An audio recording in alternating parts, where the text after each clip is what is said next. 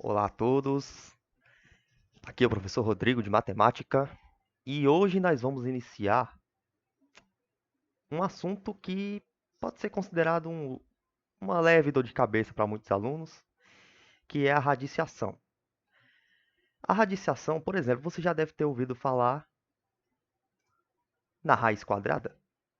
Você já deve ter trabalhado alguma vez na sua vida a raiz quadrada, certo? Ela é um tipo de raiz que a gente vê neste assunto, certo? Mas existem outras raízes também que a gente vai ver no decorrer dessa aula. Essa é uma aula dedicada aos alunos do nono ano, certo? Nessa aula nós vamos nos aprofundar neste conteúdo da radiciação, certo? Nós primeiramente vamos relembrar algumas coisas básicas que vocês já aprenderam lá no nono ano, sétimo, enfim. E dar continuidade com coisas mais avançadas, que é o foco dessa aula aqui. Como eu já comecei falando, você já deve ter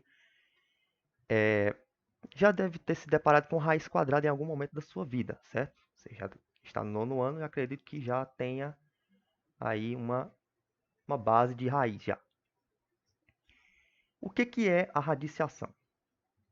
A radiciação ela é uma operação matemática, assim como qualquer outra. Assim como a adição, a subtração, a multiplicação, a divisão, a radiciação também ela é uma operação matemática.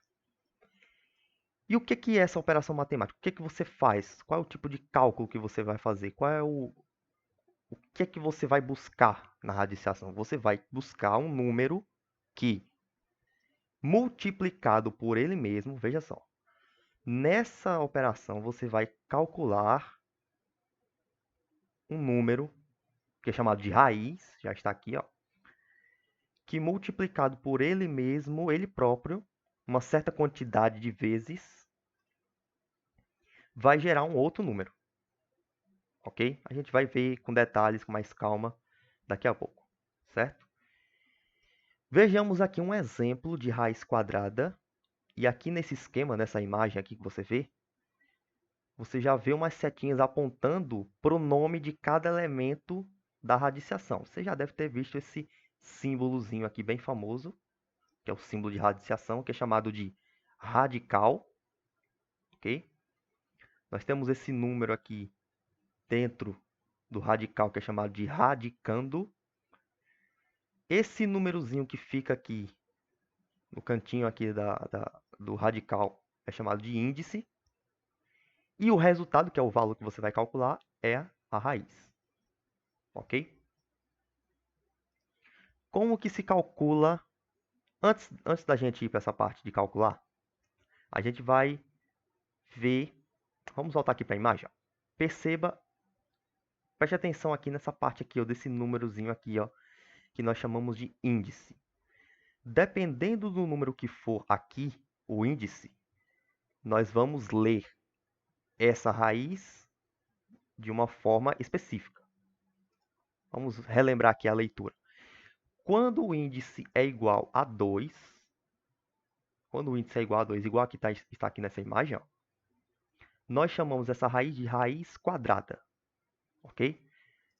No caso desse exemplo aqui, nós temos raiz quadrada de 4, certo? Agora, o índice pode ser outro número além de 2? Pode.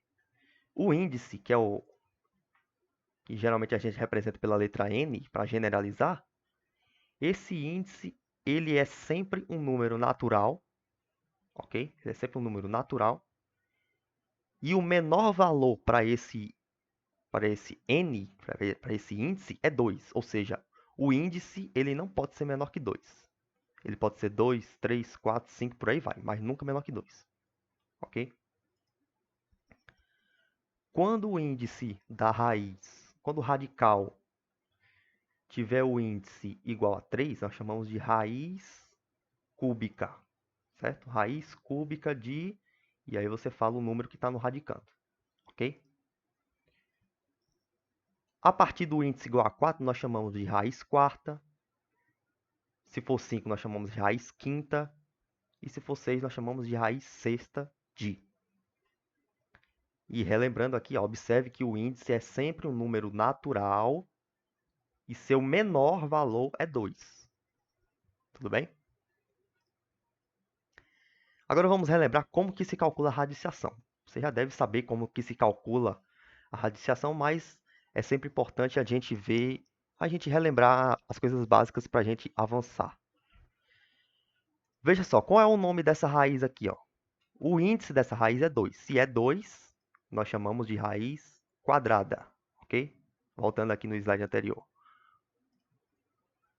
Nós temos aqui uma raiz quadrada de 9. Para a gente responder, a gente tem que saber o seguinte: qual é o número